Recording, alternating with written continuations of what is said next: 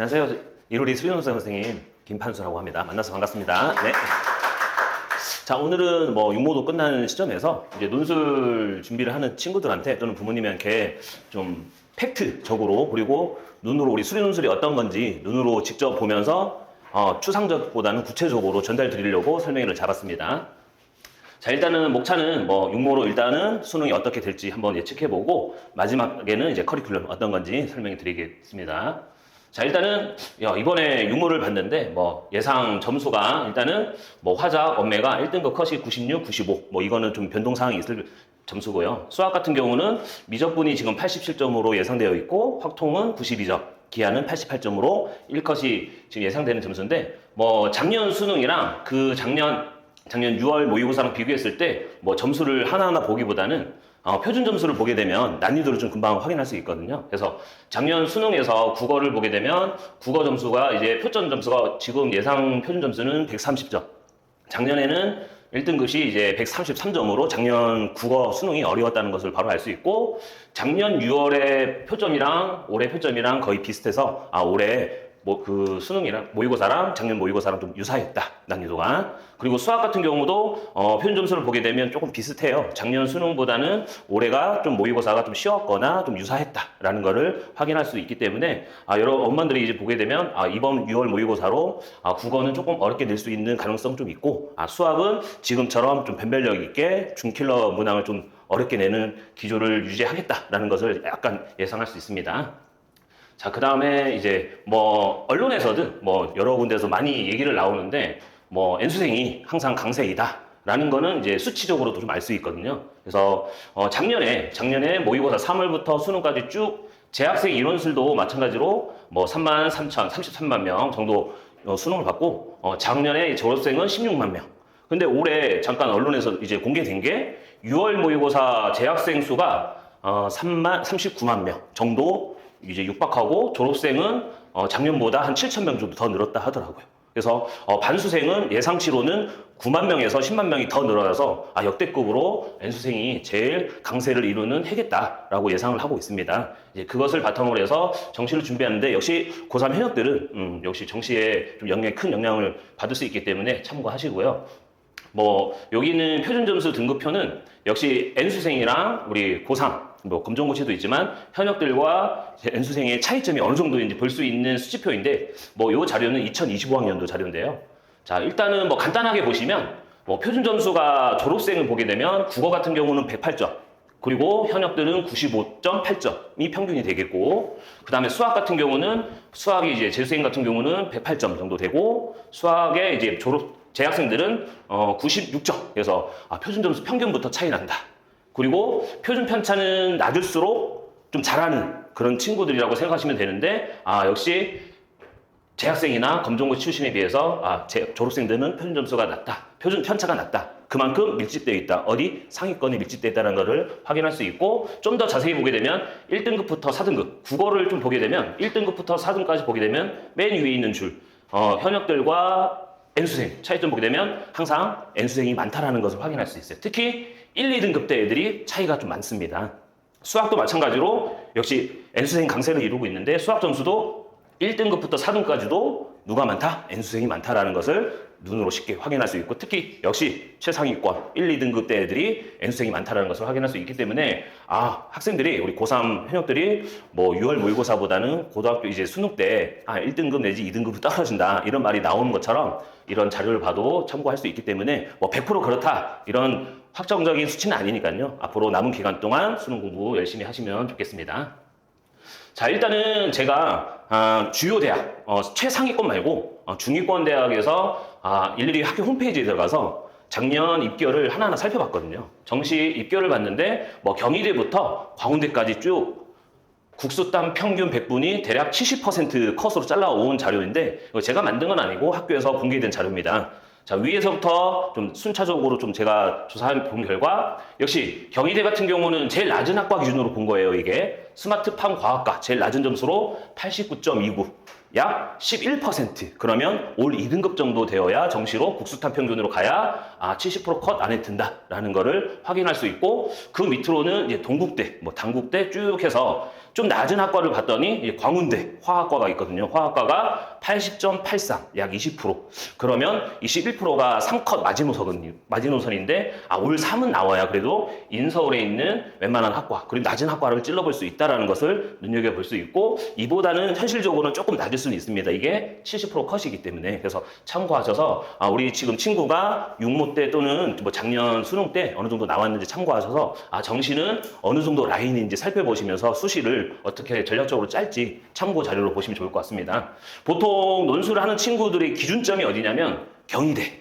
경희대로 내가 논술을 많이 쓰겠다. 경희대 기준은, 또는 조금 낮게 쓰게 되면은 뭐 인하대, 숭실대 위주로 쓰는데, 인하대, 숭실대도 물리학과랑 인하대 같은 경우는 자연과학, 융합부가 제일 낮은 학과인데 거기서 보면 84%, 82% 정도 차지한다는 걸 볼 수 있기 때문에 그래도 2등급 중반은 되어야 정시로 쓸 수 있다는 것을 확인할 수 있습니다.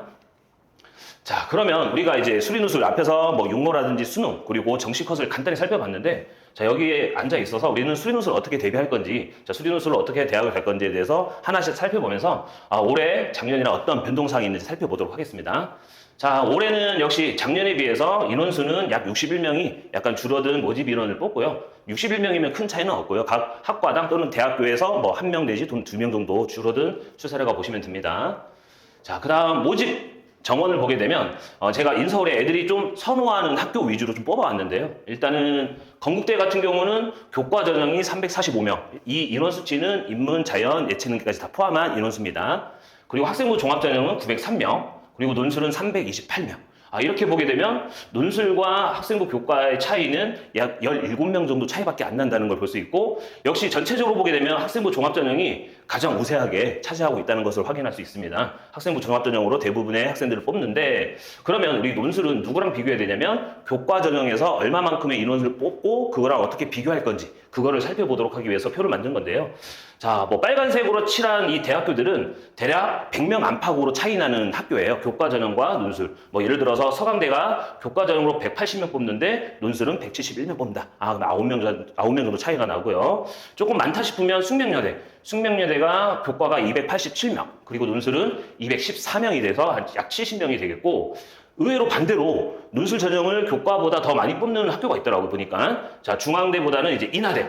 인하대가 교과는 438명인데 오히려 논술이 457명, 약 20명 정도 더 많다는 것을 확인할 수 있습니다. 자, 역시 홍익대 서울 캠퍼스도 307명 대 384명. 역시 교과보다는 논술이 월등히 더 많다는 것을 확인할 수 있어요. 그래서 논술도 무시 못할 만큼 중요한 우리의 수시 전형이다라는 거를 이제 교과 전형과 비교해 봤고요. 이거를 조금 더 깊게 들어가서 저렇게 큰 수치를 보게 되면 우리 애기가 지금 자연계를 지원할 건데 뭐 저 정도 차이면은 논술에 너무 희박하지 않냐라고 의문스러울 것 같아서, 보다 더 좀 깊게 들어가서 뭐 예를 들어서 연세대 기계공학부에 대해서 한번 살펴봤는데 교과 전형으로 18명 뽑습니다. 근데 학생부 종합전형은 활동 우수형에서 23명.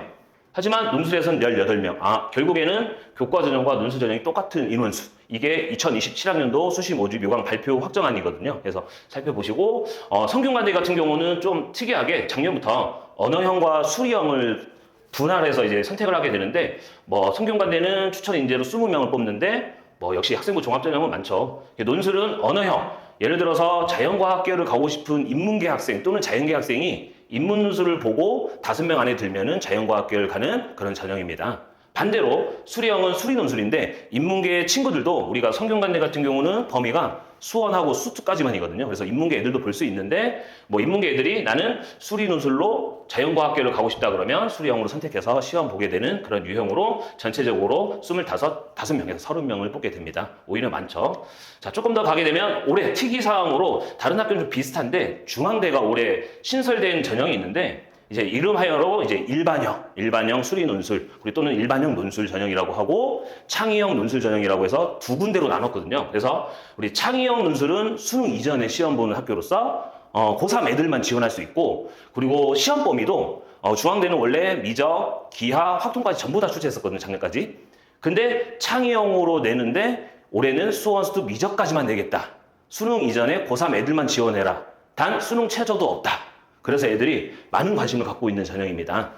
그래서 창의형으로 8명을 뽑는 학교가 기계공학부고, 뭐 지균, 교과 전형의 지균은 20명을 뽑게 되고, 일반형은 조금 다르게 미적까지가 아니라 미적 포함해서 확률 통계까지 내겠다. 그래서 고3이랑 N수생도 볼 수 있는 전형이 수능 이후에 일반형 논술 전형입니다. 그래서 일반형 전형은 우리 N수생이랑 같이 경쟁을 해야 되는 전형이라서 약간 최저 기준도 있고, 그래서 좀 힘들 수 있는데, 우리가 고3 친구들이라면 거의 대부분 하나씩은 쓸 것 같다는 예상은 듭니다. 자, 뭐 이렇게 해서 구체적으로 학생들이나 부모님께서 좀 궁금하신 학과라든지 학교가 있으면 직접 2027학년 모집 요강 들어가서 실제적인 학생 수, 요거는 기본적인 예시라서 오히려 논술 전형에서 뽑는 인원이 더 적을 수도 있거든요. 그래서 살펴보면서 어떤 학과에서는 2명밖에 안 뽑는 학과도 있고 아예 안 뽑는 학과도 있습니다, 논술로. 그래서 그런 것들 살펴보면서 미리 계획을 세워보는 것이 좋을 것 같아요.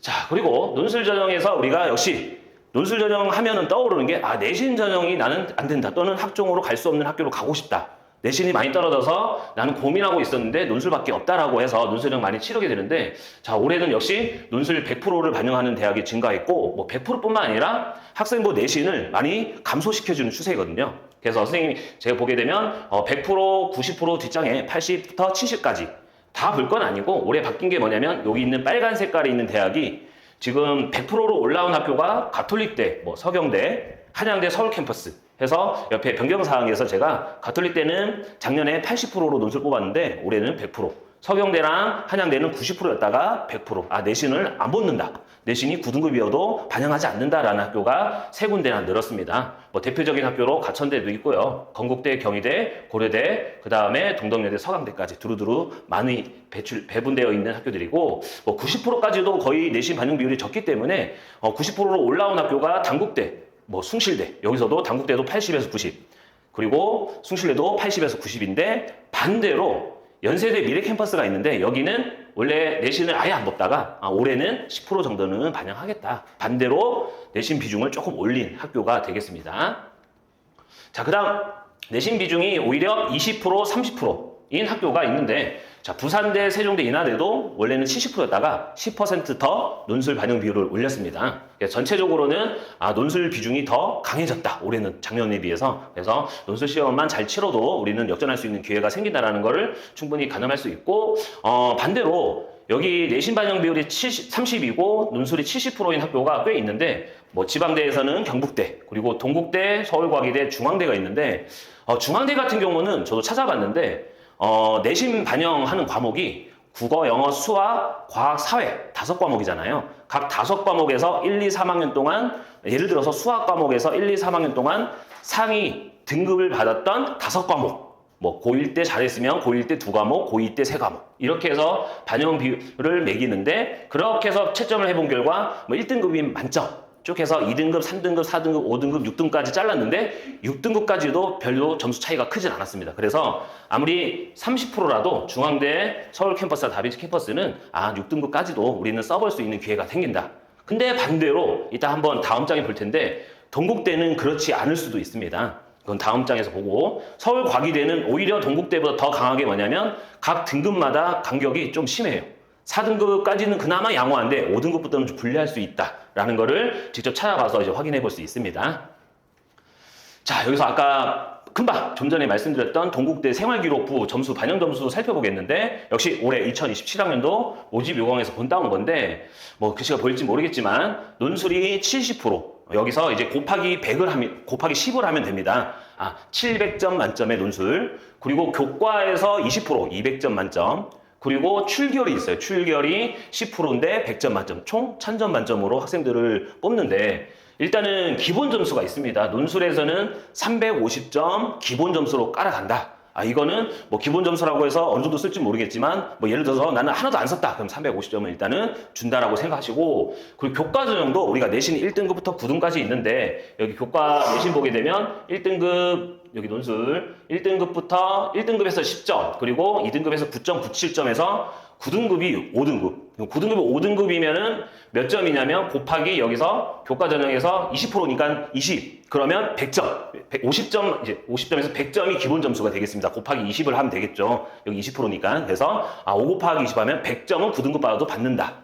그러면 이제 1등급은 100점, 200점인데 어느 정도 차이가 날까 해서 예시본 하나 가져왔습니다. 그리고 출결도 출석 또는 결석 일수가 3일 이하부터 25일 이상까지 있는데 25일 이상이면 거의 뭐 학교 많이 안 나오는 추세인데 그런 친구인데 5점인데 그래도 50점 준다 학교만 다녀도 그런 학교 반영 점수가 있는데 예를 들어서 이 친구 우리 애기가 교과 등급이 5등급이야. 동국대로 환산했을 때 5등급인데 그러면 9.8점을 받게 되거든요. 9.8점. 그거를 곱하기 20 했을 때 196점. 그러면 1등급 학생이랑 얼마 정도 차이 나면 4점 정도 차이 나거든요. 근데 이 점수는 어느 정도 차이 나면 동국대가 작년 기출 기준으로 소문제가 약 10개에서 11개 정도 나왔거든요. 그때 점수가 한 문제당 5점에서 10점으로 생각했을 때 환산 점수로는 17.5점에서 가장 낮은 점수가 17.5점에서 35점인데 뭐 약간 반의 반 정도 되는 3분의 1 정도 되는 점수죠. 그래서 약간 부분 점수 정도 된다. 5등급 받아. 하지만 결석 일수가 좀 많다라고 해서 예상치를 제가 결석 일수가 많으면 어느 정도 될까 해서 딱 한 10일에서 12일 정도 결석할 수는 있을 것 같다라고 생각해서 가져와 봤는데 그래서 8.2점, 10일에서 12일 정도 결석했다. 8.2점이면 환산했을 때 82점. 82점이면 18점. 그러면 두 개 합쳐서 만점 중에서 22점을 까먹는다. 그럼 22점이면 한 문제, 작은 문제 한 문제는 일단 놓치고 출발선에 선다. 라고 생각하시면 될 것 같아요. 그래서 혹시라도 결석 일수가 없으면 상관이 없는데 뭐 찾아봤는데 결석 일수 좀 많다 그러면 동국대는 약간 뒤처지게 되는 좀 불리할 수 있는 상황이니까 이런 것들을 좀 계산하시고 전략적으로 짜보시는 거 좋을 것 같고 이 부분은 보통 80% 아까 내신 반영 비율이 20%, 10%, 0%는 거의 미미한데 30%인 학교는 좀 강하다라는 걸 알려주고 싶어서 가져왔습니다. 자, 그리고 수능 최저 기준에 좀 변화가 있는데 크게 변화는 없고 작년 기조 그대로 유지하는데 좀 변화된 것만 좀 볼게요.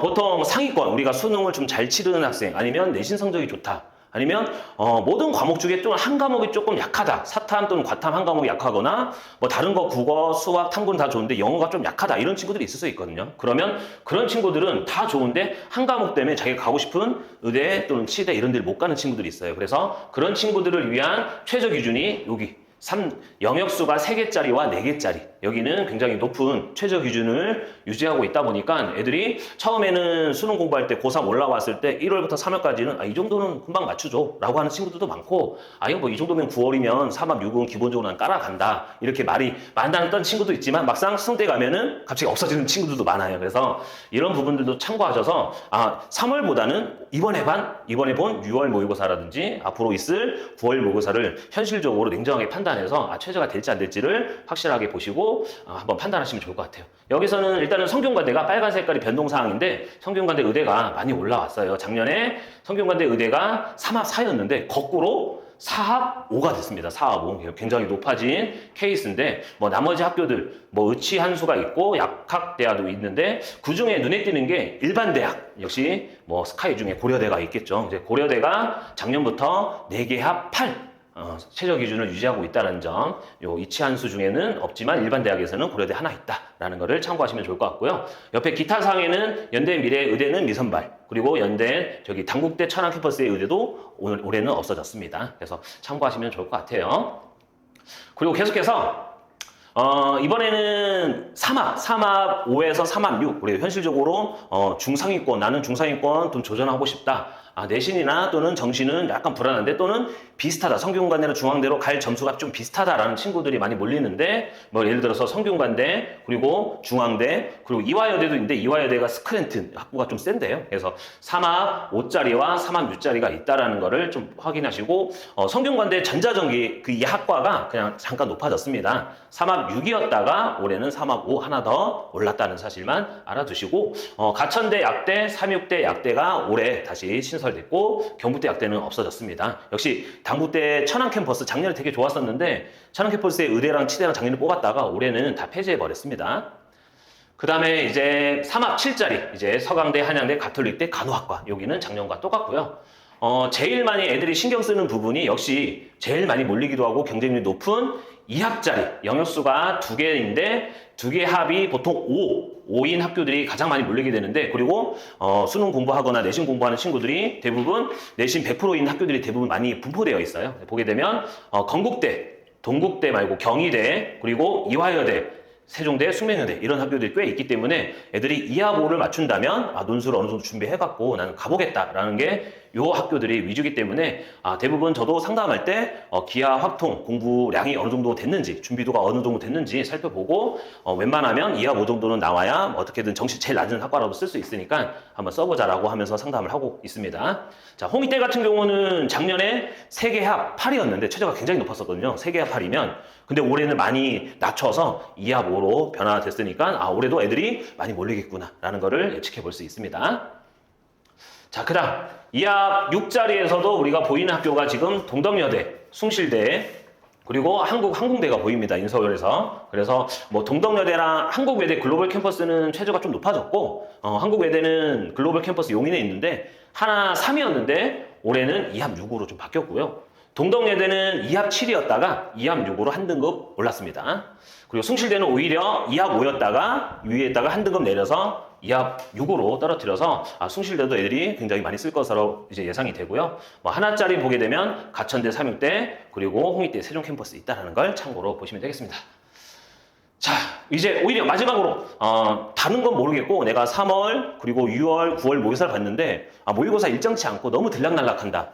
그리고 2합 5도 불안하고 2합 6도 좀 불안하다 그러면 최저가 없는 데를 올인하기보다는 한 2개 정도 또는 많으면 3개 정도 전략을 짜서 지원하는 것도 나쁘진 않습니다. 좀 상위권 수학을 좀 잘한다는 친구들은 서울 시립대 그리고 뭐 여기 연대, 중앙대는 다 깔려 있고요. 여기서 보면 그리고 인하대, 아주대도 있고 그리고 나는 수학을 좀 쉬운 거는 완벽하게 잘 푼다. 그리고 중위권 난이도 잘 푼다. 그러면 서울 과기대 그리고 광운대 그리고 가톨릭대 뭐 그리고 한국 공학대도 있지만 여긴 약술이다 보니까 그래서 참고하시고 서울여대 여학생 같은 경우는 작년부터 서울여대가 과탐 논술에서 아예 수련술 완전 전형해 버렸거든요. 그래서 난이도는 어렵지 않게 되니까 최저가 없는 학교도 좀 공략해서 두루두루 분포적으로 우리가 원서를 쓰면 좀 성공적인 전략이 되지 않을까 생각해서 최저 기준 한번 비교해 보였습니다. 자, 그 다음에 이제 부모님께서도 이제 범위가 어떻게 되는지 궁금하실 것 같아서 간단하게 제가 요약해서 일단 수리논술하고 우리 약술형이 있는데 일단 수리논술 유형에는 역시 서술형 시험이다. 좀 장문의 문장이랑 수식 그리고 그래프 그림 같은 걸 모두 다 집어넣고 답안 작성하는 시험인데 작년과 좀 다르게 미적분 기하 확통을 보는 학교에서 자 대부분 건대, 경희대, 고대 이 서울에 있는 중상위권 대학들인데요. 뭐 서강대, 서울시립대, 연대, 서울 캠퍼스, 이제 미래 캠퍼스도 미적 기하 확통까지 이 빨간색이 좀 바뀐 부분이거든요. 연대 미래 캠퍼스는 미적분까지 봤다가 올해는 기하 확통까지 그냥 들어와 버렸어요. 어떻게 될지 모르겠지만. 그리고 중앙대, 의대, 약대 같은 경우는 아까도 말씀드렸지만 일반형이든 창의형이든 상관없이 여기는 범위가 그냥 미적 기하 확통을 다 시험 본다라는 걸 알아두시면 좋겠고 그 다음에 미적분 확통까지 보는 학교가 뭐 중앙대 아까 서울 캠퍼스인데 여기는 일반형으로 보는 그런 전형이 되겠습니다. 그리고 고려대 세종 캠퍼스 약대 작년에는 세종 캠퍼스 약대였는데 미적분 기하 확통에서 이제 기하가 사라진 학교 중에 하나입니다. 일반형에서 중앙대 그리고 광운대는 난이도 그렇게 높진 않은데 확통이 껴있다 보니까 확통 공부 안 한 친구들은 좀 부담스러워 하던데 그래도 한 2달 정도 빠삭 공부하면 쉽게 풀 수 있는 난이도로 출제하니까 부담 없이 광운대를 좀 적극적으로 지원했으면 좋겠습니다. 자, 계속해서 이제 미적분 제일 많이 내는 학교 중에 하나가 이제 미적분까지 범위를 내는 학교가 뭐 당국대, 그 다음에 과기대, 성신여대, 세종대, 숙명여대, 숭실대 그리고 앞서서 말씀드렸던 중앙대 창의형 논술 전형, 의대, 약대는 제외합니다. 그래서 이런 부분들을 참고하셔서 우리가 준비해야 되고 수리 논술인데 수학 1과 2만 보는 학교 덕성여대, 서울여대, 성균관대가 제일 세죠. 여기서 보면 그리고 항공대 중에서도 이학계열 그리고 항공경영과 항공운항과 자유전공인데 이제 2학계열 정도 이렇게 해서 수원수투까지 보는데 여기에서 성균관대 난이도는 다른 학교에 비해서 많이 높기 때문에 우리가 수능 수학의 수원수투라고 생각하시면 약간의 오산이 생길 수 있다 보니까 성균관대를 준비하는 친구들은 반드시 기출문제라든지 모의고사 풀어보면서 어느 정도 난이도인지 이게 수원수투에서 어떻게 내가 해결 전략을 짤지 이런 경험을 좀 반드시 해야 요 성균관대를 지원할 수 있고 한 80% 그리고 70% 이상 그리고 풀어야 그리고 지원할 수 있다라는 거 합격보다는 지원할 수 있는 그 성적대를 가지고 있다라는 것을 확인할 수 있으면 좋을 것 같아요. 그리고 약술형으로 넘어가면 작년에 대박난 학교가 이제 국민대 경쟁률이 어마어마했는데 미적분까지 국어랑 미적분을 보는 약술형 시험으로 국민대가 있겠고 뭐 그냥 수학 1, 2만 약술형을 본다 그러면 좀 중하위권 학교 중에 이제 한국외대 글로벌, 한국기술교육대, 한국공학대가 있습니다. 그 다음에 애들이 경쟁률이 그나마 심한 게 어디냐면 애들이 이제 뭐 최저 등급도 이제 9월달 되면은 하나가 3등급 나오거나 아니면 최저가 너무 불안하거나 수리 논술이 잘 준비 안 돼 있거나 나는 수능 성적으로 좀 가고 싶다. 수능 유형과 비슷한 약술형 시험 보고 싶다. 제일 많이 몰리는 데가 역시 가천대, 삼육대, 상명대, 서경대가 되겠습니다. 그중에서 가천대가 가장 인기 있고, 뭐, 서울 쪽에 들어오려는 친구들은 상명대, 서경대, 삼육대인데, 올해는 동덕여대가 작년 수리논술이었다가 올해는 동덕여대가 약술로 변화됐습니다. 큰 변화죠, 이게. 그래서 이렇게 범위가 있다 보니까, 지금 6월 중순인데, 이제 앞으로 남은 시즌 동안 어떻게 준비할지, 어떤 범위로 공부할지, 그리고 고 2학년, 그리고 고3 중간고사 기말 동안 기하 확통을 준비했는지, 그리고 그게 기억이 났는지 정도에 따라서 준비할 수 있는 범위대가 다르기 때문에 꼭 참고하셔서 준비하시기 바랍니다. 자, 이제 출제 과학은 이제 보통 보게 되면 뭐 의치한수이다 보니까 좀 가볍게 하고 넘길게요. 특히 뭐 다른 학교는 막론하고 연대가 올해 작년까지는 수리논술만 봤었는데 이제 과학논술이 나왔는데 과학논술을 되게 애매하게 써놨더라고요. 보니까 뭐 수리 통계 자료 또는 과학 관련 제시문이 포함될 수 있음 해서 제가 다 찾아봤는데 학교 홈페이지에 올라왔어요. 어제 제가 찾아봤는데 어떻게 올라왔냐면 이렇게 올라왔어요. 그래서 그동안에 예상과 다르게 설명회 다니면서도 학교 입학처장이나 다 얘기하는데 전문적인 지식을 강조하는 그런 과학 제시문은 안 내겠다. 예전이랑 좀 다르게 저도 한번 읽어봤거든요. 그래서 뭐 여기서 보니까 뭐 지구 생명 뭐 물과 관련돼 있거든. 물과 관련돼 있고 그 다음에 뭐 구름이 만들어지고 뭐 순환 대기 뭐 에너지와 관련돼 있는 약간 애들이 어떻게 보면은 고등학교 1학년 때 공통과학 지식 또는 약간 논리성을 과학적인 제시문을 읽고 국어 제시문을 읽고 과학적인 논리성을 보려고 하는 테스트. 다라고 생각하시면 좋을 것 같아요. 그래서 제시문이 국어처럼 가와 나와 다해서 여러 가지 과학적인 내용들을 다루고 있는데 막 전문적으로 뭐 엘니뇨다 뭐다 이런 내용이 없고 이렇게 평범하게 사회 이슈적인 내용을 담아두고 그다음 문제에서 뭐 어떤 관점에서 또는 제시문 가의 관점에서 서술하시오. 나를 읽고 제시문 다의 관점으로 작성하시오. 이런 논리적인 문제가 나오기 때문에 이제 이런 것들은 우리가 따로 준비할 수 있는 부분은 따로 없기 때문에 뭐 전문적으로 내가 공부해야겠다라기보다는 그동안의 과학 서적이라든지 아니면 뭐 교과서라든지 한번 읽어보는 것도 나쁘진 않을 것 같아요. 그래서 모의문항으로 이렇게 출제됐습니다. 역시 수학은 뭐 수학 1, 2 그리고 미적분, 기하, 합동까지 두루두루 다 내고 있고요. 자, 일단 수능 전에 논술을 실시하는 대학을 조사해봤는데 이게 16주 정도 남았더라고요. 올해 기준으로 해서 16주면은 시간으로 따지면 뭐 100시간도 안 남아있는 상황이거든요. 시간적으로 봤을 때. 그래서 하루에 3시간 공부한다 그러면 뭐 한 50시간 정도밖에 안 남은 상황이고 아주 짧은 시간밖에 안 남았는데 10월 3일 가장 먼저 첫 시행을 하는 학교가 서울시립대, 홍익대, 성신여대. 이게 시간도 제가 살펴봤는데 서울시립대는 토요일날 오전에 시험 보던데 확정적으로 나왔어요. 근데 홍익대 같은 경우는 시간대가 아직 안 나왔습니다. 참고로 작년에는 오전 10시에 봤어요. 그래서 이게 시간대가 겹칠 가능성이 좀 크다. 만약 겹치게 되면 어디를 갈까 많이 고민들을 하는데 둘 다 똑같이 범위는 미적, 기하, 확통까지 나오고요. 참고로 홍익대는 최저가 2하 5 그리고 서울시립대는 최저가 없습니다. 그리고 제일 중요한 거 난이도는 서울시립대가 지금까지 기출문제 분석해 본 결과 홍익대에 비해서 월등히 높다. 예를 들어서 모의고사 기준으로 29번까지 풀어야 서울시립대를 지원 가능하다.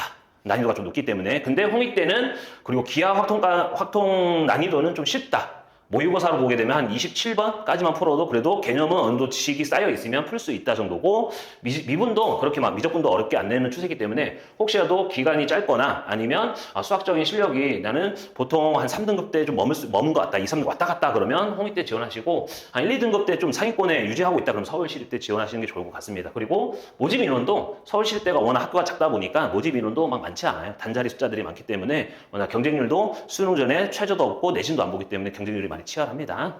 단지 그냥 수능 전에 있다라는 거. 그리고 여학생들 같은 경우는 성신여대에 많이 지원할 가능성이 높고요. 그 다음에 그 다음 주 일주일 뒤에 연세대가 시작이 되고요. 그 다음에 가톨릭대가 올해 수능 전으로 다시 땡겨왔습니다. 그리고 중앙대 창의형 고3들만 보는 전형 미적분까지 역시 적극적으로 지원해 보시는 걸 추천하고요. 그리고 연대 미래캠퍼스도 작년 수능 이후였는데 올해는 다시 수능 전으로 빠졌고요. 을지는 작년, 당국대도 작년에서 똑같이 수능 전에 상명대, 서경대까지도 작년이랑 그대로 기조를 유지하고 있습니다. 자, 요 수능 전에 실시하는 대학 참고하셔서 좀 하나 정도는 그래도 수능 전이니까 하나 정도는 전략적으로 짜서 원서 접수 한 군데 넣었으면 좋겠습니다. 자, 그러면 이제 본격적으로 이제 학생들이나 부모님들이나 아직 준비가 하고 있는 친구들은 알 텐데 나 이제 육모 끝났으니까 이제 시작할 거야. 부모님들도 야 수능 수학이랑 논술이 무슨 차이가 있냐 대체 말로 하기보다는 그냥 눈으로 보여드리려고 제가 작년 수능 문제랑 이 논술 기출 문제랑 좀 비교해줬어요 제가. 그래서 작년 수능 문제에 25번 그냥 눈으로 봐도 됩니다. 25번에 3점짜리 문제인데 이거 샌드위치 정리와 관련되어 있는 문제인데 애들 이렇게 눈으로 쉽게 풀어요. 이 정도 난이도면. 그래서 해설지도 보면 이렇게 수식만 딱딱 있고 보통은 부등식이 지금 하나, 두 개 있는데 원래 논술적으로 풀려면 이렇게 제가 빨간색으로 쳐놨거든요. 부등식 2개 정도 다 써줘야 논술 점수에서 점수를 다 받는데 우리 객관식 시험에서는 그런 논리적인 표현보다는 시간적 제한이 있기 때문에 빠르게 풀자 해서 한쪽만 보고 오른쪽 부등식만 보고 빨리 풀어서 해결하는 친구들이 대다수하기 때문에 이렇게 공부하다가 서술형으로 오게 되면 문장도 가미되어 있죠. 그리고 난 한쪽만 보고 계속 풀었는데 습관화되어 있다 보니까 왼쪽은 왜 생각하지? 또는 왜 써야 될까? 쓰지 말자 이런 친구들이 있어요. 그래서 논술을 하게 되면 수능에서 봤던 거에 비해서 조금 더 구체적으로 그리고 내가 설명하듯이 어느 정도 서술해야겠다. 그리고 개념을 완벽하게 써야겠다. 개념도 편향적으로 한쪽만 보지 말고 전체적으로 써야겠다는 것을 배우면 금방 실력이 늡니다. 그리고 이제 기하 같은 경우도 기하의 작년 수능 29번이 왼쪽 문제고 한양대 기출 문제가 오른쪽인데 겉모습만 봤을 때는 약간 비슷해 보여요. 표도 비슷해 보이고 네모칸 안에 있는 것도 좀 비슷해 보이는데 난이도는 그렇게 높진 않습니다. 막상 우리 미적분 하는 학생들이 이걸 보게 되면 좀 어려워하긴 하는데 실제로 기하는 친구들은 되게 쉽게 풀어요. 그래서 요거를 보게 되면 역시 밑줄 친 것만 보게 되면 개념들은 다 똑같고 역시 차이점은 뭐냐? 개념들은 다 똑같지만 여기서 중간중간에 서술하는 과정이 필요하구나. 이게 바로 논술이고 그냥 단순하게 식만 적어서 풀어 빨리 끝내는 게 객관식 문제다. 이 정도 차이점을 보여드리고 싶어서 제가 가져왔습니다. 하나 더 보게 되면 확통, 이제 확률과 통계인데 이것도 작년 수능 26번 문제랑 한양대 기출 문제 비교해봤는데요. 역시 우리가 학생들은 알겠지만 쌍곡선과 관련되어 있는 문제인데 역시 개념들은 똑같아요. 문제도 거의 요거는 위에는 수능 문제고 아래는 논술, 기출 문제입니다. 그래서 보게 되면 좀 비슷해 보여요. 식들도 비슷하고. 그래서 우리가 모의고사 그리고 3점짜리나 쉬운 4점짜리 확통 기하 공부를 해도 그래도 도움을 많이 받는구나라는 걸 알 수 있지만 역시 서술상의 차이가 좀 많이 심하죠. 그래서 보게 되면 식만 쓰고 끝내버리고 여기서는 그래도 쌍곡선에서 어떤 걸 발견했고 양수 문자로 놨을 때 어떻게 풀어 나간다. 쌍곡선 정의해서 어떻게 된다라는 것을 직접적으로 설명하지 써 내려가야 점수를 받을 수 있는 게 바로 서술형이라고 생각하시면 좋을 것 같아요. 여기다가 더 가미적으로 첨삭할 때 채점 기준은 어떻다 그러면 좀 길어지니까 간단하게 눈으로 볼 수 있게끔 제가 이제 가져왔고요. 자, 그 다음에 이제 조금 더 나가서 이제 우리 애가 이제 논술 지원을 할 건데 논술 원서는 어떤 기준으로 볼 거냐? 나는 그냥 수능 최저 기준으로 볼 거다. 아니면 내신에 없는 데만 쓸 거다. 이렇게 다양한데 한 가지 조금 알려드리고 싶어서 작년 이게 저도 또 애들이 선호하는 학교 그리고 내신으로 갈 수 있는 2등급 후반 3초가 어디 있을까라고 저 다 찾아봤어요. 작년 입결 다 나와 있으니까 부모님께서도 막상 보시면 다 나와 있을 건데 이것도 하위권 학과로 기준을 가져왔습니다. 예를 들어서 작년 교과전형으로 들어간 친구의 홍익대 학교장 출전이 교과전형 이름이거든요. 그래서 도시공학과가 제일 낮았어요. 찾아보니까 교과 등급이 2.07이죠. 가장 낮은 학과가. 근데 최저도 높아. 3학 8에 한국사가 4등까지 떠야 돼. 그래도 2.07이면 어마어마하게 높은 거죠. 이게 홍익대 교과전형으로 가기에는 진짜 하늘의 별따기구나. 또는 1등급 애들은 가겠지만 3등급이었다가 홍익대 생각하고 있으면 이제 갑자기 깜짝 놀라는 그런 상황이고 이것도 이제 순차적으로 제가 아래로 내려갈수록 등급이 낮은 학교로 가져왔는데 조금 중위권 학교 가볼까요? 그러면 인하대 같은 경우도 있는데 데이터 사이언스 학과 여기가 제일 낮은 과였는데 2.48에 최저가 2하 5였습니다. 최저 기준을 보게 되면 우리가 선호하는 학교, 예를 들어서 경희대, 건국대, 그 다음에 동국대 이런 학교가 2합 5가 많았었거든요. 아까 보게 되면 그런 학교랑 최저 기준이 좀 비슷해요. 2합 5에서 2합 6이 제일 많죠. 보니까. 그래서 최저 기준은 비슷한데 내신 등급이 이미 2등급 중반대를 다 가르고 있다. 그럼 3등급은 어디 쓸 수 있을까? 학교는 많습니다, 일단. 근데 제가 말하는 건 수도권 안으로 그리고 인지도가 있는 인서울권 안에 들어오고 싶은데 보니까 좀 끝으로 가니까 3점대가 보이더라고요. 보니까 어디냐면 광운대 지역균형의 환경공학과가 3.04. 그나마 괜찮아요. 최저 기준도 없었어. 다행인 거죠. 그래서 올해 뭐 3점 초반대다 그러면 광운대 하나 넣고 그다음 나머지는 없으니까 나머지 뭐 3개든 4개든 논술로 광운대 이상으로 보는 학교들 경희대라든지 뭐 홍익대라든지 논술로 같이 곁들여서 지원하시면 좋을 것 같아요. 좀 더 낮은 학교 찾아보니까 덕성여대 여학생인들인데 이제 데이터 사이언스가 비슷한데 여기서 가장 낮은 3.5 이합치를 가져왔습니다. 그래서 내신이 이제 기말고사까지 남았는데 한 3점 중반대까지 나오면 그래도 교과 전형으로 몇 군데는 쓸 수 있다. 하지만 인서울의 중위권 이상으로 넘어가기에는 쉽지 않구나. 그러면 그걸 할 수 있는 게 전략이 뭘까? 학종이 있다. 학종도 있으면 쓰시면 됩니다. 근데 이제 그거는 고1 때부터 꾸준히 생기부도 관리해야 되고 내신도 관리해야 되는 추세다 보니까 이제 갑작스럽게 준비하는 친구들은 대부분 내신이 잘 안 좋다 보니까 3점대면은 아까 말씀드렸던 뭐 광운대 아니면 덕성여대, 가천대 이런 데 한 2군데 넣고 나머지는 좀 상위권으로 전략적으로 짜서 순도 남아있기 때문에 논술 전형으로 전략을 짜는 게 좋을 것 같아요. 자, 그 다음에 정시 지원 가능 대학이 평균적으로 어디 있냐. 뭐 이제 아까도 맨 처음에 정시 올해 입결을 봤는데 간단히 살펴보니까 뭐 역시 다 알고 있지만 5% 이상은 다 성대, 서강대, 한양대 이쪽이 되겠고 그 다음에 뭐 2.9등급 13% 상위 13%면은 87%죠. 이제 87%를 갖고 있는 친구들이 갈 수 있는 게 경희, 숭실, 국민, 세종. 아까도 경희대 스마트 판과학과 거기도 11% 떴잖아요. 그래서 약간 오차는 있지만 평균적으로는 여기는 지원할 수 있겠구나. 매해마다 조금 다른데. 근데 이제 마지노선을 보니까 21%가 거의 3등급 마지노선이거든요. 3.9등까지 보게 되면 한성대, 서경대, 삼육대 요 정도. 라는 거. 그 다음 아래는 뭐 저기 아래로 계속 내려가야 되는 추세를 보니까 육모 확실하게 이제 학생들의 그 육모를 정확하게 이제 성적표 나오면 꼭 확인하시고 보통 상담하다 보면 이제 부모님들은 모르시고 이제 학생들만 잘 알고 왔다가 또 학생과 부모님 싸우고 나가는 애들도 많아요. 등급이 전혀 모르다. 부모님은 수학 등급이 2등급인 줄 알았더니 알고 보니까 4등급 나왔어. 그러다 보니까 상담이 안 되는 상황도 되게 많거든요. 정확히 성적표로 받아보시고 판단하시는 게 좋을 것 같아요. 자, 여기에서 수리논술을 보게 되면 이 5번은 이제 부모님께서 제일 걱정하시는 게 수리논술 준비도 안 된 상태에서 막상 논술 문제 어디 거 풀어봐 라고 하면 학생들도 싫고 어머님도 어디 걸 줘야 될지 모르는 상황에서 그러면 제일 좋은 방법이 뭘까 해서 우리가 제일 많이 보는 모의고사 기준으로 한번 해볼까? 라고 해서 제가 모의고사 기준으로 이거는 완벽한 건 아니지만 제 개인적인 소견입니다. 그래서 수원수투만 보는 학교 를 봤을 때 성대, 서울여대, 덕성, 항공대 2학개열 있잖아요. 그러면 성대는 15번하고 22번까지는 못 풀어도 나머지는 좀 완벽하게 푼다 그러면 성균관대 지원 가능한 정도의 실력을 발휘할 수 있겠구나 라는 거를 해보고 그 친구가 왔을 때 진짜 그 실력을 발휘하는지 못하는지는 직접 첨삭 받아보면서 실력을 테스트 받아봐야 돼요. 그 다음에 여기 덕성, 서울여대 이런 데는 13번에서 뭐 좀 쉬운 4점짜리 이 정도 맞추면 충분히 가능성이 있고요. 그 다음에 미적분 보는 학교는 이제 세종대, 숙명여대, 숭실, 당국, 아주 인하 그리고 가톨릭대 빨간 색깔인데 여기는 다 최저가 없어요. 여기 최저가 있는 학교인데 세종대, 숙명여대, 숭실대, 당국, 아주 인하는 좀 난이도가 좀 높아요. 의외로. 그래서 28번, 29번 정도 해결되면 진짜 붙을 가능성이 높다. 라고 판단했습니다. 저도 지도해본 결과 그런 상황도 많이 나타났고요. 그 다음에 가톨릭대라든지 과기대, 성신여대 여기는 좀 난이도가 좀 그나마 양호한 편이기 때문에 준킬러까지는 아니더라도 28번 쉬운 4점까지는 풀으면 그래도 여기 있는 문제 갖다 주면은 그래도 한 70%는 푼다. 저도 한번 테스트 해봤는데 그렇게 풀더라고요. 그래서 참고하셔서 우리 친구한테 가서 모의고사 몇 번까지 푸냐라고 물어보고 이거 표 보시면서 한번 참고로 그냥 너는 안 된다 이렇게 하지 마시고 열심히 노력해서 우리 같이 준비해보자 이렇게 얘기하시면 좋을 것 같아요.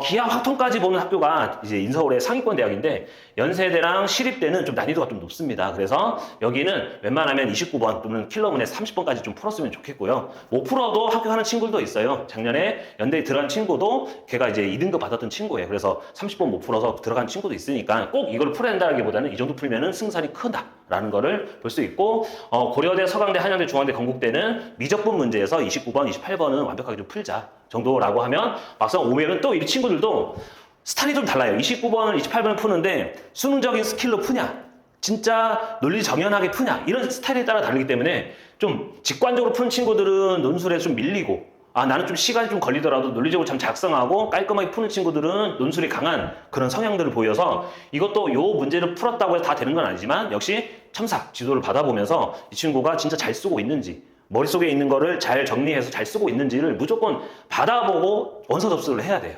그래서 요거를 받고 그 다음에 나머지 학교 이화, 경희, 동국, 홍익, 광원 여기까지는 26에서 28번 정도 풀면은 무난하게 잘 풀 수 있어요. 그래서 요 표를 보고 대부분 우리 논술로 뭐 5등급 가지고 수리 뭐 수학 등급이 5등급인데 그 친구 진짜 옛날부터 5등급이다 했는데 갑자기 여기 쓰게 돼 경희됐으면 좀 힘든데 뭐 2, 3등급 받다가 뭐 컨디션 안 좋아서 5등급 떨어진 적도 있어요. 저도 이제 수능 딱 받아봤는데 수학이 4, 5등급 보통은 2, 3등급 받다가 4, 5등급 나오는 애도 있더라고. 근데 그런 친구들도 붙긴 해요. 근데 그런 친구들이 5등급이니까 너도 5등급이니까 경희대 붙는다 이렇게 보장은 못하고 그 전에 3월, 5월, 6월 그리고 10월, 9월 이 모의고사를 점수들을 보면서 아, 이 친구가 등락폭은 있지만 그래도 실력은 어느 정도 있구나라고 판단했을 때 학교 원서를 쓰면서 상담을 하게 되는 거예요. 그래서 뭐 단편적으로 5등급인 친구가 붙었다라고 해서 우리도 5등급이니까 뭐 쓰자 이렇게 하기보다는 그동안의 성적대를 계속 관찰하면서 분석해 봐야 되는 게 실상입니다. 자, 그리고 마지막으로 이제 수원 수투 보게 되면 이제 약술은 뭐 좀 쉬워서 쉬운 4점 뭐 어려운 3점 정도 풀면 약술 문제는 잘 푸는데 뭐 실수만 없으면 붙는 친구들이 많습니다.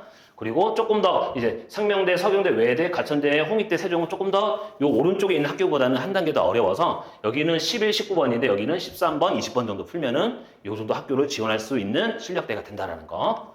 그리고 미적분 국어로 나오는 학교가 딱 국민대 하나인데 역시 킬러 이런 거 중킬러보다는 그냥 13번하고 20번 정도 풀면 국민대에 무난하게 풀 수 있다. 그리고 미적분 문제도 27, 28번 풀면 약술력 문제도 충분히 풀 수 있다는 겁니다. 아직 국어는 제가 잘 몰라서 국어는 어느 정도 될지 모르겠지만 수학적으로 봤을 때는 이 정도라는 거 참고하시면 좋겠습니다.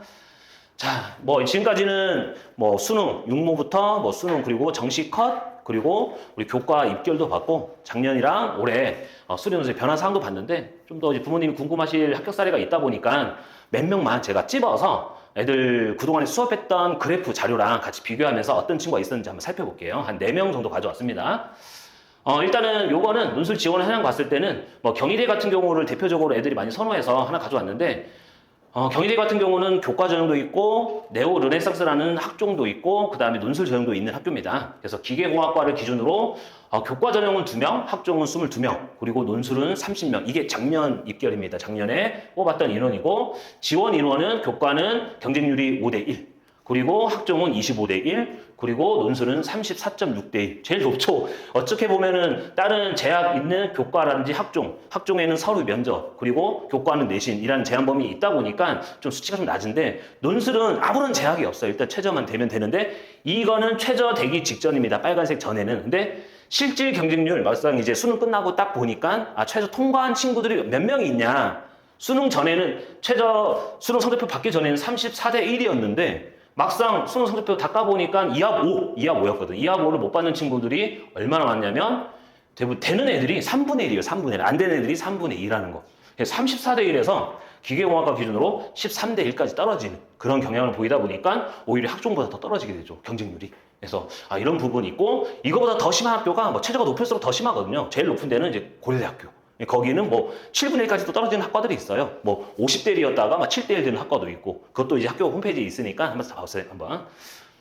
그래서 작년에 어떤 친구가 있었냐면 제가 상위권 지도하는 방향이랑 중상위권, 중하위권 이렇게 나눠서 제가 지도하는 걸 좀 대표적으로 한 명씩 가져왔는데 이 친구 이제 수업 시간에 제가 첨삭하면서 수업 시간 다 끝나면 다 기록해 놓거든요. 만약 10문제 풀었다 그럼 10문제에 대해서 채점을 해놔요. 이게 5점 만점으로 해서 제 기준에서 잘 풀었는지 못 풀었는지 계산 실수했는지 해석을 못했는지 뭐 서술을 잘못했는지에 따라 점수를 다 구분해서 매겼는데 눈으로 보게 되면 뭐 기하랑 확통은 그렇게 무난해 보이긴 하는데 제가 적어놨습니다. 이 친구도 기하 확통은 심화 수준 우리 모의고사로 치면 29번 30번은 거의 못 풀어요. 아니 미적분 선택자다 보니까 그래서 심화 수준 학습은 좀 힘들었고 그래서 개념 암기시키고 개념에 관련된 개념 갖고 적용시키는 연습 그리고 예제 문제랑 논술 기출 문제 뭐 학교를 떠나서 논술 기출 문제 있으면 뭐 경희대 것도 풀어보고 한양대 거 풀어보고 서강대 거 풀어보면서 좀 익숙하게 만들어준 친구고 확통도 마찬가지예요. 심화 수준도 안 되고 그래서 기하랑 확통은 그냥 문제 독해 열심히 하고 개념을 어떻게 적용하고 서술에 나가는지 그 부분을 집중적으로 다뤄서 지도했던 친구고요. 역시 미적분은 좀 내용이 더 많죠. 미적분은 역시 미적분 선택자 보니까 그래도 좀 잘하는 편에 속해요. 제 교재가 조금 어려운데 그래도 거의 만점자가 좀 많다 보니까 만점짜리가 이 친구는 복잡한 계산의 깔끔한 전개랑 정리하는 걸 많이 연습시켰어요. 왜냐하면 수능 공부는 계산이 복잡하진 않거든요. 논술에 비해서. 근데 논술은 문자도 많고 뭐 예를 들어서 미분도 여러 번 해야 되고 적분도 여러 번 해야 되는 상황도 있어서 계산 실수가 엄청 많이 나타나요. 특히 분수의 통분, 사칙연산, 더셈뺄스 이런 데서 진짜 많이 나타나거든요. 그래서 그런 부분을 실수하지 않게끔 계속 연습시켰고 여기에는 미적분 심화 개념까지 시켰어요. 왜냐하면 미적분 선택자다 보니까. 그리고 모의고사도 1, 2등급 정도 나왔던 친구니까. 그리고 적용, 그 증명하는 문제도 많이 다뤘고 이 친구가 지원하고자 하는 대학이 A대학교면 A대학교뿐만 아니라 모든 그 주변에 있는 대학교, 고려대, 뭐 한양대, 서강대, 여기 경희대, 중앙대 다 풀어봤거든요. 웬만하면. 그래서 풀어보면서 실력을 가늠했던 친구고 원서를 접수해서 결국에는 지금 성적이 보일지 모르겠지만 국수탄 표점이 368점, 영어는 2등급 나왔는데 등급으로는 뭐 국어가 3, 그 다음에 수학은 1, 뭐 되게 잘 봤어. 거의 만점 99%니까 되게 잘 봤죠. 영어는 2, 사회문화는 2, 지구과학이 5등급이었어. 그래서 탐구 하나가 저렇게 나와보는 바람에 자기가 가고 싶어 했던 학교 연대 고대였거든요. 원래는 2, 111 막 이렇게 나오다가 수능 때 고3 현역이었는데 과탐 지구과학 이게 무너지고 국어 무너지니까 이제 더 이상 쓸 수 없는데 요 점수면은 경희대 정도 원서로 쓸 수 있는 그리고 합격할 수 있는 점수인데 논술로 어디 썼냐면 뭐 중앙대, 그 다음에 이화여대, 고려대 쓰고 학종 몇 개 쓰고 2개인가 쓰고 해서 했는데 학종 다 떨어지고 논술로 2개 붙어서 지금 고대 다니고 있는 친구입니다.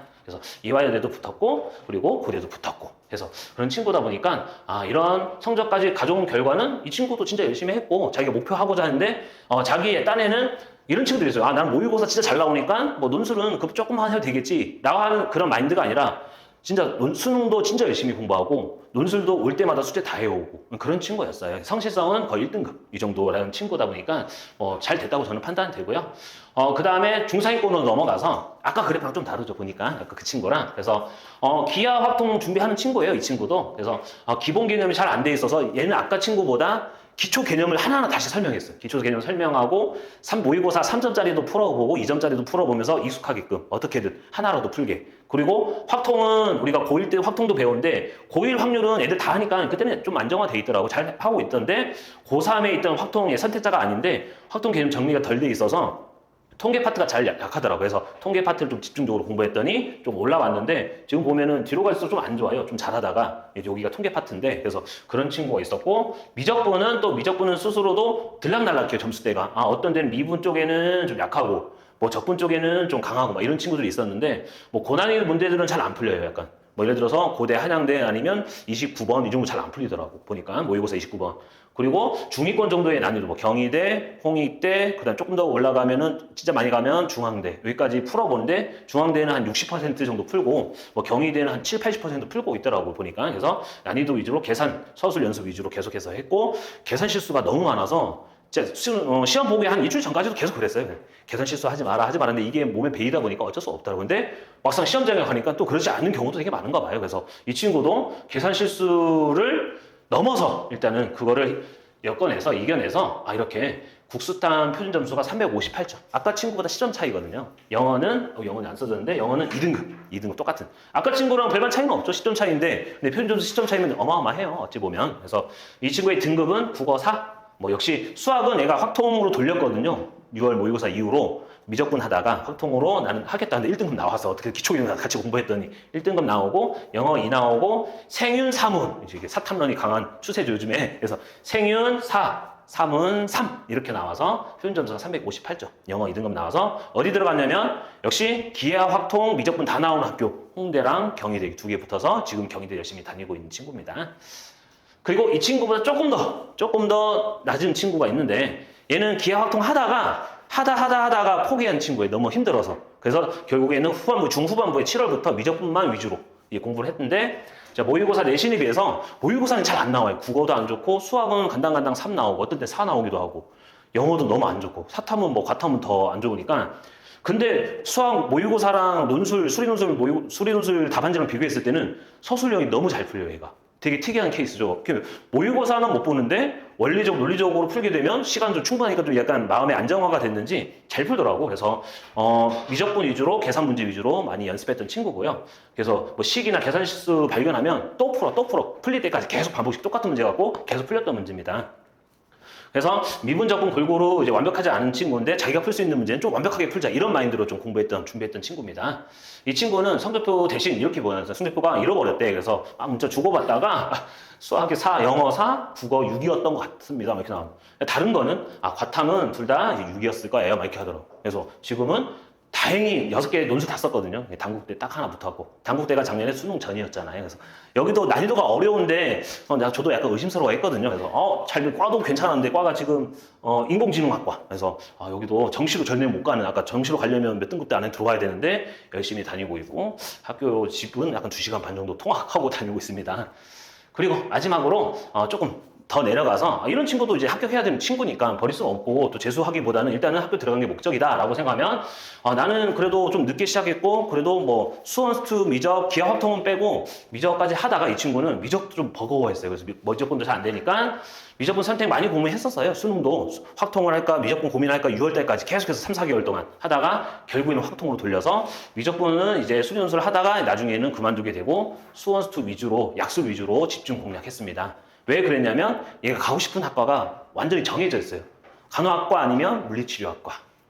지역 빨리 바로 취업하려고 그런 친구가 있었는데 처음에는 얘가 뭐 초반 3월, 4월에는 시간이 많으니까 숙제 내도 잘 안 해와요. 근데 이제 6월 지나고 뭔가 뭐 와닿았는지 열심히 하더라고. 그래서 봤는데 이 친구가 시험 보고 국수탐 표준 점수가 340점. 영어도 안 쓰는데 4등급. 지금 보니까 국어 4, 수학 3 확통입니다. 수학 3 그리고 영어 4 그리고 생명으로 봤는데 생지로 봤어요. 얘는 또 2하고 5 나왔습니다. 그래서 340점 나왔고 얘는 지금 을지대 물리치료학과 이렇게 다니고 학교보다는 얘는 과가 더 중요히 생각하기 때문에 좋은 학과 다니고 있습니다. 그래서 힘들게 이끌어서 간 친구가 있는 것 같아서 저도 지금도 연락하고 지내는 친구인데 뭐 초반에는 좀 안 좋다가 뒤로 갈수록 성실하게 한 친구들도 승산이 있다. 그리고 뭐 처음부터 잘한 친구들은 알아서 잘하겠지. 근데 중위권에 아까 홍익대, 경희대 문 되게 애매한 친구들이 많습니다. 그래서 어떻게 전략적으로 준비하고 공부해야 되는지 학생들도 모르고 부모님도 모르면 뭐 저를 통해서 아니면 우리 이루리 학원을 통해서 좀 더 도움을 받길 원하고 그 다음에 이제 제가 수업하는 또는 이루리 학원에 수업하는 커리큘럼 잠깐 소개하자면 마지막으로 커리큘럼은 일단은 지금이 벌써 6월 중순이에요. 그래서 남은 시간 동안 6월부터 11월까지 있는데 지금 당장 기본 개념 하기에는 너무 늦은 시기라서 어떻게 보면 수능 모의고사 공부하면서 어느 정도 되어 있기 때문에 뭐 그때 모르면 다시 정리해 줄 텐데 제일 중요한 거는 9월 모의고사 끝나고 일주일 이내에 원서 접수해야 되는 상황이고 원서 접수를 하려면 논술이 이 친구가 어떤 대학에 어떤 난이도를 잘하고 있는지를 파악해야 돼요. 기하 확통은 어느 정도인지 아니면 기하 확통 버리고 미적분은 어디까지 풀 수 있는지 아까도 말씀드렸지만 모의고사가 뭐 28번까지 완벽하게 푼다 하더라도 막상 논술 왔을 때 현장에 왔을 때는 잘 푸는 학생도 있고 못 푸는 학생이 다 달라요. 성향마다. 그래서 그걸 빨리 점검받고 원서를 어느 학과에 쓰냐에 따라서 합격률이 많이 달라져요. 아무런 근거 없이 쓰는 것보다는 어느 정도 기간이 그래도 6월 중순이다 보니까 남아있는 3개월 동안 빠듯하게 공부해서 일주일에 한 번이라도 공부해서 여기 쓰겠다 또는 도움을 받아서 쓰면 성공 확률이 높다라는 거를 상담받고 진행하면 그래도 합격률이 높아지지 않을까 생각이 듭니다. 그래서 미적분까지만 좀 한다 그러면 지금부터 9월 원서 접수 전까지 내가 생각하는 학교가 예를 들어서 원서 접수를 4개를 할 거고 2개는 다른 전형을 쓰겠다. 그럼 4개지만 6, 7개를 후보 대학으로 가져와서 거기에서 만약 A, B, C, D 대학을 다 풀어보는 거예요. 그러니까 하루는 안 되지만 한 일주일에 한 학교 A 아니면 A, B 많으면 2개 학교를 할 수 있거든요. 그래서 A, B 여기는 소수 정이다 보니까 뭐 대강의식이 아니다 보니까 애가 빨리 풀면 또 하나 더 주고 숙제 내주고 하면은 2, 3개 학교도 할 수 있거든요. 그래서 최대한 후보 대학을 다 풀어보면서 여기는 안 되고 여기는 가능성이 있다라는 걸 미리 점검받고 원서를 써야지 안 그러면 강의 듣고 우리 수능 강의처럼 강의 듣고 풀 수 있다 감적으로 써야겠다라는 거는 좀 안 좋은 상황 같아요. 그래서 빨리 점검받고 이 후보 대학들 중에서 가능성 있는 학교를 선점해서 학과 대학을 지원하는 게 좋을 것 같아요. 그 다음에 기하 확통은 조금 다르게 여기는 지금부터 시작한다라는 전제 조건에서 개념 정리가 필수적으로 되게 중요해요. 그래서 개념 정리는 우리 수업 시간에 할 수 있지만 시간 너무 아깝기 때문에 별도로 과제를 주면서 어느 정도 개념 학습을 해오면 거기에 따른 개념지도 하고 역시 수리 논술 기하 확통 유형 분석하면서 어떤 문제가 제일 많이 나오고 이것도 문제가 A하고 B하고 C 대학이 있는데 나오는 빈출 주제가 다 달라요. 그래서 이 친구가 후보 대학을 선정했으면 그 대학 주제에 맞게끔 주고 풀고 오고 해서 점검 1:1 피드백 첨삭하면서 괜찮은지 또는 난이도가 너무 높은지 점검하면서 원서를 상담하게 됩니다. 그 다음에 수원스투는 뭐 여기는 뭐 개념이라기보다는 바로 실전 연습한다 생각하시면 돼요. 미적분처럼. 그래서 바로 후보 대학 하고 그 다음에 약술은 지금부터 바로 실전하시면 됩니다. 뭐 을지대, 가천대, 상명대. 바로 수원스투고 수능 특강 문제가 비슷하기 때문에 제일 중요한 거는 문제 푸는 것도 중요하지만 작년에 아까 을지대 물치 간 친구도 문제 푸는 것도 문제 푸는 거지만 그 옆에 앉아서 그 학교에서 나오는 채점 기준표가 있어요. 저희가 만드는 게 아니라 학교 자체 내 대학교 내에서 공개된 채점 기준표가 있는데 그거 보면서 일일이 채점 매겨줬어요. 아 이거는 너 안 썼으니까 빨리 써. 아니면 이거 안 썼으면 마이너스 1점 이렇게 그대로 갖다 붙였더니 애가 나중에 좀 시간 좀 걸렸어요. 한 달 정도 걸리니까 자기가 이게 인지가 됐는지 아 을지대 문제 주게 되면 꼼꼼히 하나하나 막 쓰려고 해요. 그런 친구가 있고 근데 그렇게 안 돼 있는 상황을 쭉 주면 자기가 그냥 수능 특강 풀듯이 풀어버리더라고. 그래서 그런 부분을 보완하는 게 약술 논술 공부입니다. 푸는 게 중요한 게 아니라 뭐 답 내는 건 당연히 중요하죠. 근데 이제 채점 기준 안에 들어오는 답안이 뭔지를 알아야 이 친구가 을지대를 쓰는지 가천대를 쓰는지 상면대를 쓰는지를 알고 지원하는 게 제일 중요합니다. 그래서 무엇보다도 저는 수능 또는 수학, 수리 논술 실력도 실력이지만 저는 9월 달에 있을 원서 접수 기간 되게 중요하다고 생각해요. 그래서 학생도 부모님도 다 알겠지만 대표적으로 뭐 최저 기준이라든지 내신 성적, 수학 실력 이런 것도 가늠해 볼 수 있지만 자신이 원하는 또는 후보 대학에 있는 그 대학에 맞는 학교를 직접적으로 원서를 써서 승산을 봐야 더 확률이 높지 그냥 수능 수학 점수 갖고 쓴다라고 하면은 별로 도움은 안 될 것 같아 보여서 요 커리큘럼을 가져왔고 앞으로 오늘 기준으로 지금 9월 달까지 원서 접수 기간까지 20주 정도 남았더라고요. 20주에 3시간 플러스 2시간? 2시간을 과제로 주거든요. 저도 애들한테 평균적으로. 그러면 일주일에 5시간 공부한다 치면 100시간 남았어요. 100시간 남았는데 그걸 하루 24시간으로 환산해 보니까 일주일 남았다. 논술이 일주일 공부하고 우리가 시험 보러 간다라고 또는 원서 접수한다 생각하시면 좋을 것 같아서 뭐 일주일 공부하는 게 아니라 일주일을 장기화시켜서 장기전으로 우리가 잘 나눠서 준비하면 되게 도움이 될 것 같아요. 그리고 뭐 제가 수업하는 우리 이로리 선생님들이 하는 건데 역시 개념 확인하고 예제 문제 열심히 닦으면서 제시문, 원하는 대학교 또는 후보 대학에 있는 기출문제 분석하고 답안 작성, 피드백하면서 1대1 첨삭하면서 답안 작성 보완하는 것도 다시 써보게 하는 그런 스텝을 갖고 있습니다. 역시 답안 제작성 과정인데 첨삭해주고 다시 써오는 작업 이렇게 반복하면서 조금 더 빠른 시일 내에 적용할 수 있도록 지도하고 있습니다.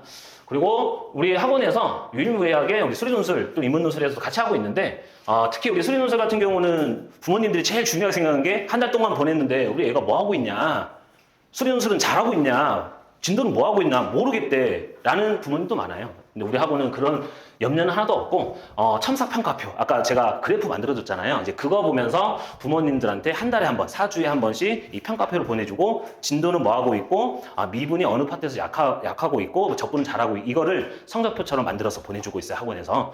두 번째는 또 한 달에 한 번씩 미니 모의논술을 봐요. 그래서 100점 만점으로 해서 수 원투만 보는 친구 따로 시험지 그리고 미적분까지만 보는 친구 따로 그리고 기하학원까지 보는 따로 세 종류 시험을 선택하게 보게 해서 시험 보고 채점해서 채점 결과물을 성적표로 만들어서 보내드리고 있습니다. 이 성적표의 기준은 대부분 학교들이 조금씩 다른데 평균적으로 나오는 채점 기준표 세부 사항들이 있는데 그거를 본따서 만들고 제작해서 보내드리고 있습니다. 그래서 이거 보면은 어떤 달은 50점 받고 다음 달은 61점 받고 어떤 달은 갑자기 또 80점 받고 이게 다 달라요. 그래서 그런 거 보시면서 우리는 진도가 어떻게 나가고 있고 우리 친구가 한 달 동안 보냈는데 성취도는 어느 정도 갖고 있는지 이거를 점수화 매겨서 보니까 부모님도 이제 안심하고 좀 보내고 있더라고요. 자 이렇게 해서 제가 그동안 쭉 애들 보냈던 그 합격증인데 그냥 뭐 자랑 삼아서 한번 보여드리려고 하는데 뭐 우리 친구들도 앞으로 남은 기간이 뭐 어떻게 보면 뭐 길 수도 있지만 짧을 수도 있는데 좀 전략적으로 이제는 남은 기간이 1년 뭐 그리고 8개월 이상이 아니다 보니까 이제는 갈 길이 없어요. 보통 이제 뭐 아까도 말씀드렸지만 20주 안에 끝을 본다. 뭐 수능도 있고 학종 교과도 있지만 다른 게 없다. 그러면 논술인데 암묵적으로 또는 추상적으로 공부하지 말고 자신이 원하는 대학교를 먼저 점검받고 원서를 써서 우리가 원하는 학교라든지 아니면 아까 지금 원하는 학과를 합격했으면 좋은 바람에 오늘 설명을 했고요. 여기서 이제 합격증 보여주면서 마쳐보겠습니다. 감사합니다.